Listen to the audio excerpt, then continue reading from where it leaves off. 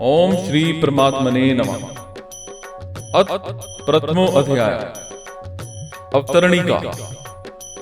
पांडवों ने 12 वर्ष का वनवास और 1 वर्ष का अज्ञातवास समाप्त होने पर जब प्रतिज्ञा के अनुसार अपना आधा राज्य मांगा, तब दुर्योधन ने आधा राज्य तो क्या, तीखी सुई की नोक जितनी जमीन भी बिना युद्ध के देनी स्वीकार नहीं की। अतः पांडवों ने माता कुंती की आज्ञा के अनुसार युद्ध करना स्वीकार कर लिया। अब इस प्रकार पांडवों और कौरवों का युद्ध होना निश्चित हो गया और तदनुसार दोनों ओर से युद्ध की तैयारी होने लगी। महर्षि वेद व्यास जी का धृतराष्ट्र पर बहुत स्नेह था। उस स्नेह के कारण उन्होंने धृतराष्ट्र के पास आकर के कहा कि युद्ध होना और उसमें क्षत्रियों का महान संहार होना अवश्यंभावी है, इसे कोई टाल नहीं सकता। यदि तुम युद्ध देखना चाहते हो तो मैं तुम्हें दिव्य दृष्टि दे सकता हूं, जिससे तुम यहीं बैठे बैठे युद्ध को अच्छी तरह से देख सकते हो। इस पर धृतराष्ट्र ने कहा कि मैं जन्म भर अंधा रहा, अब अपने कुल के संहार को मैं देखना नहीं चाहता, परंतु युद्ध कैसे हो रहा है ये समाचार जरूर सुनना चाहता। तब व्यास जी ने कहा कि मैं संजय को दिव्य दृष्टि देता हूं, जिससे ये संपूर्ण युद्ध को, संपूर्ण घटनाओं को, सैनिकों के मन में आई हुई बातों को भी जान लेगा, सुन लेगा, देख लेगा और सब बातें तुम्हें सुना भी देगा। अब ऐसा कहकर व्यास जी ने संजय को दिव्य दृष्टि प्रदान की। निश्चित समय के अनुसार कुरुक्षेत्र में युद्ध आरंभ हुआ। 10 दिन तक संजय युद्ध स्थल में ही रहे। जब पितामह भीष्म बाणों के द्वारा रथ से गिरा दिए गए, तब संजय ने हस्तिनापुर में, जहां धृतराष्ट्र विराजमान थे, आकर के धृतराष्ट्र को ये समाचार सुनाया। इस समाचार को सुनकर धृतराष्ट्र को बड़ा दुख हुआ और वो विलाप करने लगे। फिर उन्होंने संजय से युद्ध का सारा वृतांत सुनाने के लिए कहा। भीष्म पर्व के 24वें अध्याय तक संजय ने युद्ध संबंधी बातें धृतराष्ट्र को सुनाई। 25वें अध्याय के आरंभ में धृतराष्ट्र संजय से पूछते हैं, हे संजय, धर्म भूमि कुरुक्षेत्र में इकट्ठे हुए युद्ध की इच्छा वाले मेरे और पांडु के पुत्रों ने भी क्या किया? तो व्याख्या है, धर्म क्षेत्रे कुरुक्षेत्रे। कुरुक्षेत्र में देवताओं ने यज्ञ किया था। राजा कुरु ने भी यहां तपस्या की थी। यज्ञादि धर्ममय कार्य होने से तथा राजा कुरु की तपस्या भूमि होने से इसको धर्म भूमि कुरुक्षेत्र कहा गया है। यहाँ धर्म क्षेत्र और कुरुक्षेत्र पदों में क्षेत्र शब्द दोनों देने में धृतराष्ट्र का अभिप्राय है कि ये अपनी कुरुवंशियों की भूमि है। ये केवल लड़ाई की भूमि ही नहीं है, प्रत्युत तीर्थ भूमि भी है, जिसमें प्राणी जीते जी पवित्र कर्म करके अपना कल्याण कर सकते हैं और इस तरह लौकिक और पारलौकिक सब तरह का लाभ हो जाए, ऐसा विचार करके एवं श्रेष्ठ पुरुषों की सम्मति लेकर ही युद्ध के लिए ये भूमि चुनी गई। संसार में प्रायः 3 बातों को लेकर लड़ाई होती है, भूमि, धन और स्त्री। इन तीनों में भी राजाओं का आपस में लड़ना मुख्यतः जमीन को लेकर होता है। यहाँ कुरुक्षेत्र पद देने का तात्पर्य भी जमीन को लेकर लड़ने में है। कुरुवंश में धृतराष्ट्र और पांडु के पुत्र जब एक साथ एक हो जाते हैं, सब एक हो जाते हैं। कुरुवंशी होने से दोनों का कुरुक्षेत्र में अर्थात राजा कुरु की जमीन पर समान हक लगता है। इसीलिए कौरवों द्वारा पांडवों को उनकी जमीन न देने के कारण दोनों जमीन के लिए लड़ाई करने आए हुए हैं। यद्यपि अपनी भूमि होने के कारण दोनों के लिए कुरुक्षेत्र पद देना युक्ति संगत न्याय संगत है। तथापि हमारी सनातन वैदिक संस्कृति ऐसी विलक्षण है कि कोई भी कार्य करना होता है तो वो धर्म को सामने रखकर ही होता है। युद्ध जैसा कार्य भी धर्म भूमि तीर्थ भूमि में ही करते हैं, जिससे युद्ध में मरने वालों का उद्धार हो जाए, कल्याण हो जाए। अतः यहाँ कुरुक्षेत्र के साथ धर्म क्षेत्र पद आया है। यहाँ आरंभ में धर्म पद से एक और बात भी मालूम होती है। अगर आरंभ के धर्म पद में से धर लिया जाए और 18वें अध्याय के अंतिम श्लोक के मम पद में से म लिया जाए तो धर्म शब्द बन जाता है। अतः संपूर्ण गीता धर्म के अंतर्गत है, अर्थात धर्म का पालन करने से गीता के सिद्धांतों का पालन हो जाता है और गीता के सिद्धांतों के अनुसार कर्तव्य कर्म से धर्म का अनुष्ठान हो जाता है। इन धर्म क्षेत्र कुरुक्षेत्र पदों से सभी मनुष्यों को ये शिक्षा लेनी चाहिए कि कोई भी काम करना हो तो वो धर्म को सामने रखकर ही करना चाहिए। प्रत्येक कार्य सबके हित की दृष्टि से ही करना चाहिए, केवल अपने सुख आराम की दृष्टि से नहीं, और कर्तव्य और कर्तव्य के विषय में शास्त्र को सामने रखकर करना चाहिए। गीता 16वें अध्याय का 24वां श्लोक। समवेता युयुत्सव। राजाओं के द्वारा बार बार संधि का प्रस्ताव रखने पर भी दुर्योधन ने संधि करना स्वीकार नहीं किया। इतना ही नहीं, भगवान श्री कृष्ण के कहने पर भी मेरे पुत्र दुर्योधन ने स्पष्ट कह दिया कि बिना युद्ध के मैं तीखी सुई की नोक जितनी जमीन भी पांडवों को नहीं दूंगा। तब मजबूर होकर पांडवों ने भी युद्ध करना स्वीकार किया है, और इस प्रकार मेरे पुत्र और पांडुपुत्र दोनों ही सेनाओं के सहित युद्ध की इच्छा से इकट्ठे हुए हैं। दोनों सेनाओं में युद्ध की इच्छा रहने पर भी दुर्योधन में युद्ध की इच्छा विशेष रूप से थी। इसका मुख्य उद्देश्य राज्य प्राप्ति का ही था।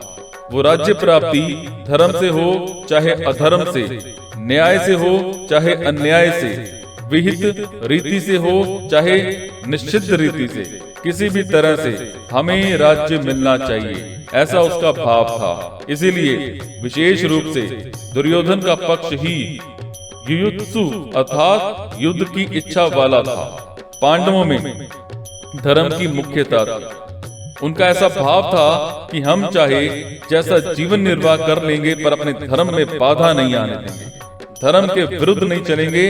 इस बात को लेकर महाराज युधिष्ठिर युद्ध नहीं करना चाहते थे, परंतु जिस माँ की आज्ञा से युधिष्ठिर ने चारों भाइयों सहित द्रौपदी से विवाह किया था, उस माँ की आज्ञा होने के कारण ही महाराज युधिष्ठिर की युद्ध में प्रवृत्ति हुई थी। अर्थात केवल माँ के आज्ञा पालन रूप धर्म से ही युधिष्ठिर युद्ध की इच्छा वाले हुए हैं।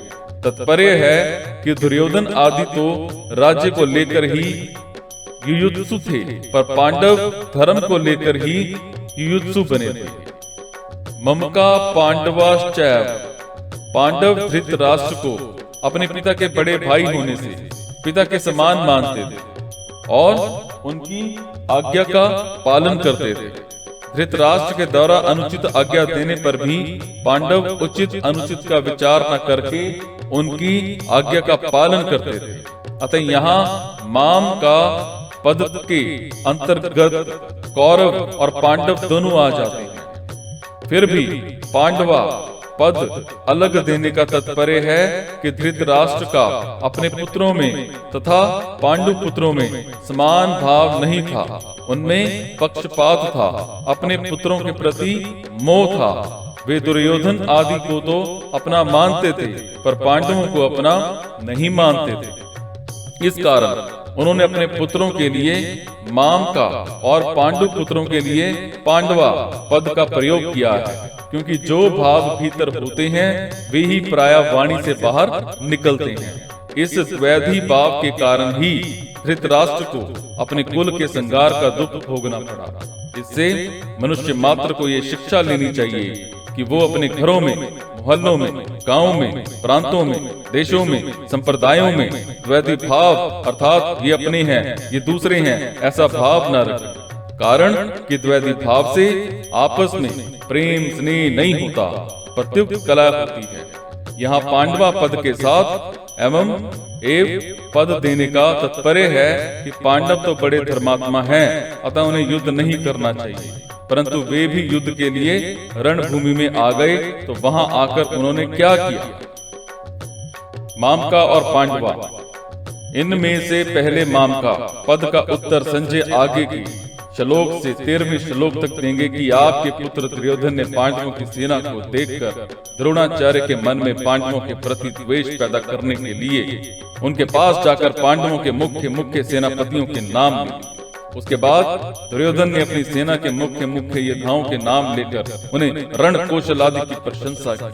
दुर्योधन को प्रसन्न करने के लिए भीष्म जी ने जोर से शंख बजाया। उसको सुनकर कौरव सेना में शंख आदि बाजे बज उठे।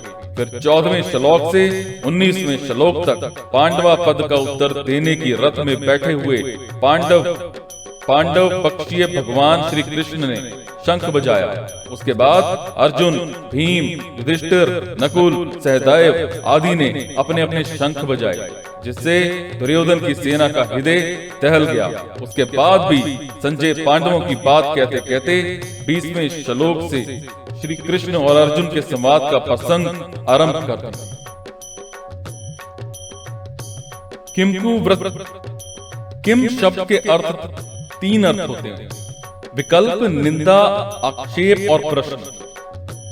युद्ध हुआ कि नहीं, इस तरह का विकल्प तो यहाँ लिया नहीं जा सकता, क्योंकि 10 दिन तक युद्ध हो चुका है और भीष्म जी को रथ से गिरा देने के बाद संजय हस्तिनापुर आकर धृतराष्ट्र को वहां की घटना सुना रहे हैं। मेरे और पांडु के पुत्रों ने ये क्या किया जो कि युद्ध कर बैठे, उनको युद्ध नहीं करना चाहिए था। ऐसी निंदा या आक्षेप भी यहाँ नहीं लिया जा सकता, क्योंकि युद्ध तो चल ही रहा था और धृतराष्ट्र के भीतर भी आक्षेप पूर्वक पूछने का भाव नहीं था। यहाँ किम शब्द का अर्थ प्रश्न लेना ही ठीक बैठा। धृतराष्ट्र संजय से भिन्न भिन्न प्रकार की छोटी बड़ी सब घटनाओं को अनुक्रम से विस्तार पूर्वक ठीक ठीक जानने के लिए ही प्रश्न कर रहे हैं। परिशिष्ट भाव, मेरे पुत्र मामका और पांडु के पुत्र पांडवा, इस मतभेद से ही राग द्वेष पैदा हुआ, जिससे लड़ाई हुई, हलचल हुई। धृतराष्ट्र के भीतर पैदा हुए राग द्वेष का फल ये हुआ कि 100 के 100 कौरव मारे गए, पर पांडव एक भी नहीं मारा गया। जैसे दही पिलोते हैं तो उसमें हलचल पैदा होती है, जिससे मक्खन निकलता है, ऐसे ही मामका और पांडवा के भेद से पैदा हुई हलचल से अर्जुन के मन में कल्याण की अभिलाषा जागृत हुई, जिससे भगवत गीता रूपी मक्खन निकला। तात्पर्य ये हुआ कि धृतराष्ट्र के मन में होने वाली हलचल से लड़ाई पैदा हुई और अर्जुन के मन में होने वाली हलचल से गीता प्रकट हुई। एक और बात, महाभारत में कुल 18 पर्व हैं। उन पर्वों के अंतर्गत कई अवांतर पर्व भी हैं। उनमें से भीष्म पर्व के अंतर्गत ये श्रीमद् भगवत गीता पर्व है, जो भीष्म पर्व के 13वें अध्याय से आरंभ होकर 42वें अध्याय में समाप्त होता है। वैशंपायन और जन्मेजय के संवाद के अंतर्गत धृतराष्ट्र संजय संवाद है और धृतराष्ट्र तथा संजय के संवाद के अंतर्गत श्री कृष्णार्जुन संवाद है। संजय का जन्म कवलगण नामक सूत से हुआ था। ये मुनियों के समान ज्ञानी और धर्मात्मा थे। ये धृतराष्ट्र के मंत्री भी थे। यावती, यहाँ एक और बात बताऊं, माता कुंती बड़ी सहिष्णु थी। कष्ट से बचकर सुख, आराम, राज्य आदि चाहना, ये बात उसमें नहीं थी। वही एक ऐसी विलक्षण माता थी जिसने भगवान से विपत्ति का ही वरदान मांगा था। उसमें सुख, लोलुपता नहीं थी, परंतु उसके मन में दो बातों को लेकर बड़ा दुख था। पहली बात, राज्य के लिए कौरव पांडव आपस में लड़ते चाहे जो करते, पर मेरी प्यारी पुत्रवधू द्रौपदी को इन दुर्योधन आदि दुष्टों ने सभा में नग्न करना चाहा, अपमानित करना चाहा। ऐसी घृणित चेष्टा करना मनुष्यता नहीं है। ये बात माता कुंती को बहुत बुरी लगी। दूसरी बात, भगवान श्री कृष्ण पांडवों की ओर से संधि का प्रस्ताव लेकर हस्तिनापुर आए तो दुर्योधन, दुशासन, कर्ण, शकुनी आदि ने भगवान को पकड़कर कैद करना चाहा। इस बात को सुनकर कुंती के मन में ये विचार हुआ कि अब इन दुष्टों को जल्दी ही खत्म कर देना चाहिए, कारण कि इनके जीते रहने से इनके पाप बढ़ते ही चले जाएंगे, जिससे इनका बहुत नुकसान होगा। इन्हीं दो कारणों से माता कुंती ने पांडवों को युद्ध के लिए आज्ञा दी। यद्यपि कौरव शब्द के अंतर्गत धृतराष्ट्र के पुत्र दुर्योधन आदि और पांडु के पुत्र युधिष्ठिर आदि सभी आ जाते हैं, तथापि इस श्लोक में धृतराष्ट्र ने युधिष्ठिर आदि के लिए पांडव शब्द का प्रयोग किया है। अतः व्याख्या में कौरव शब्द दुर्योधन आदि के लिए ही दिया गया है। धृतराष्ट्र के मन में द्वैधी भाव था कि दुर्योधन आदि मेरे पुत्र हैं और युधिष्ठिर आदि मेरे पुत्र नहीं हैं, प्रत्युक्त पांडु के पुत्र हैं। इस भाव के कारण दुर्योधन का भीम को विष खिलाकर जल में फेंक देना, लाक्षागृह में पांडवों को जलाने का प्रयत्न करना, युधिष्ठिर के साथ छल पूर्वक जुआ खेलना, पांडवों का नाश करने के लिए सेना लेकर वन में जाना आदि कार्यों के करने में दुर्योधन को धृतराष्ट्र ने कभी मना नहीं किया, कारण कि उनके भीतर यही भाव था कि अगर किसी तरह पांडवों का नाश हो जाए तो मेरे बेटों का राज्य सुरक्षित होगा। यहाँ आए माम का और पांडवा का अलग अलग वर्णन करने की दृष्टि से ही आगे संजय के वचनों में दुर्योधन और पांडव शब्द प्रयुक्त हुए।